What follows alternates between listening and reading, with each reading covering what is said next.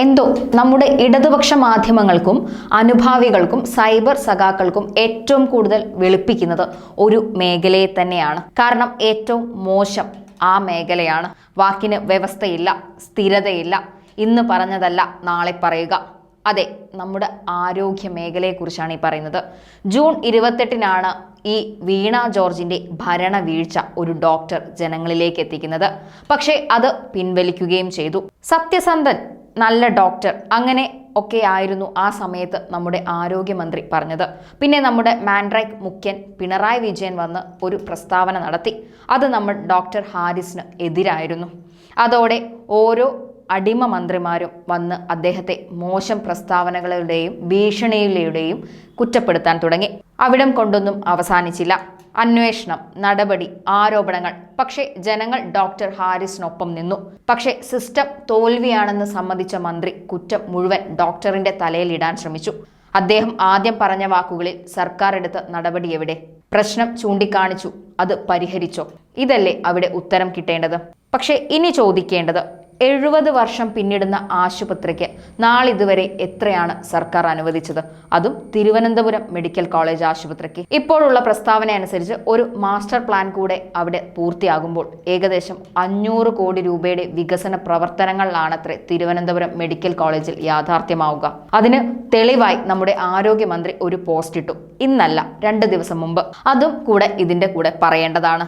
ആ പോസ്റ്റ് ഇങ്ങനെ: തിരുവനന്തപുരം മെഡിക്കൽ കോളേജിൽ നൽകി വരുന്ന സൗജന്യ ചികിത്സയുടെ കണക്കുകൾ ഒന്ന് പരിശോധിക്കാം. 2013-14 മുതൽ 2024-25 വരെ ഓരോ വർഷവും തിരുവനന്തപുരം മെഡിക്കൽ കോളേജിൽ സൗജന്യ ചികിത്സ ലഭ്യമായ രോഗികളുടെ എണ്ണം, ഒപ്പം സർക്കാർ അതത് വർഷം നൽകിയ തുകകളും ആണ് ചേർത്തത്. ആ പോസ്റ്റിൽ 2015-16 വർഷം 10.9 കോടി രൂപയാണ് സർക്കാർ നൽകിയത്.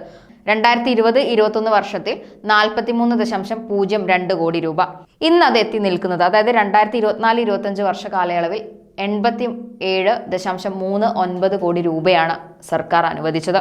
തിരുവനന്തപുരം മെഡിക്കൽ കോളേജിൽ മാത്രമാണെന്ന് ഓർക്കുക. തിരുവനന്തപുരം മെഡിക്കൽ കോളേജിൽ സൗജന്യ ചികിത്സ ലഭ്യമാകുന്നവരുടെ എണ്ണത്തിൽ ഇരട്ടി വർധനവാണ് ഈ കാലഘട്ടത്തിൽ ഉണ്ടായിട്ടുള്ളത്. ആ കണക്കുകളാണ് ഈ ഫോട്ടോയിൽ നമ്മൾ കാണുന്നതും. രോഗികളുടെ എണ്ണവും അനുവദിച്ച തുകയും സർക്കാരിന് അഭിമാനമാണ്. ഇതിലൂടെ നിങ്ങൾ ലക്ഷ്യം വെക്കുന്നത് എന്താണ്? രോഗികളുടെ എണ്ണം കൂടിയെന്നോ അവരെ പരിചരിക്കാനുള്ള തുക സർക്കാർ നൽകുന്നു എന്നാണോ നിങ്ങൾ വ്യക്തമാക്കാൻ ശ്രമിക്കുന്നത്? അത് നിങ്ങളുടെ ചുമതലയാണ്. വകുപ്പിൽ വന്ന വീഴ്ചയാണ് അവിടെ ചൂണ്ടിക്കാണിച്ചത്. സിസ്റ്റം തകരാറായി എന്ന് പറഞ്ഞതും ഈ ആരോഗ്യമന്ത്രി തന്നെയാണ്. ഡോക്ടർ ഹാരിസ് ചിറക്കൽ എന്ന ഡോക്ടറിനെ കള്ളനാക്കുക എന്നതാണ് നിങ്ങൾ ശ്രമിച്ചുകൊണ്ടിരുന്നത്. അദ്ദേഹത്തെ ചേർത്ത് നിർത്തുന്നതാവട്ടെ ജനങ്ങളാണ്. അതിൽ നിങ്ങൾ പരാജയപ്പെട്ടു. സർക്കാരിന്റെ നീക്കം നടക്കാത്തത് കൊണ്ട് മാത്രമാണ് ഇപ്പോഴുള്ള സർക്കാരിന്റെ ചേർത്തുപിടിക്കൽ. പക്ഷെ സർക്കാർ ആശുപത്രിയെ വിശ്വസിക്കുന്നത് ഇങ്ങനെയുള്ള സേവകർ ഉള്ളതുകൊണ്ട് മാത്രമാണ്. അങ്ങനെയുള്ള ജനങ്ങൾ ഇപ്പോഴും നിൽക്കുന്നത് ആ പോസ്റ്റിൽ തന്നെയാണ്, അതായത് ഡോക്ടർ ഹാരിസിന്റെ പോസ്റ്റിൽ. അതിന് ഉത്തരമാണ് സർക്കാർ ജനങ്ങൾക്ക് നൽകേണ്ടത്. ആ വാക്കുകൾ ഇങ്ങനെയായിരുന്നു, അതായത് ഡോക്ടർ ഹാരിസിന്റെ വാക്കുകൾ അന്ന് പോസ്റ്റ് ഇങ്ങനെയായിരുന്നു. അത് പിൻവലിക്കപ്പെട്ടു. പക്ഷേ സർക്കാർ മെഡിക്കൽ കോളേജിലെ ഒരു വകുപ്പ് മേധാവിയുടെ ഏറ്റവും വലിയ നിസ്സഹായാവസ്ഥയാണ് ചികിത്സയ്ക്ക് ആവശ്യമായ ഉപകരണങ്ങളുടെ ലഭ്യതക്കുറവ്.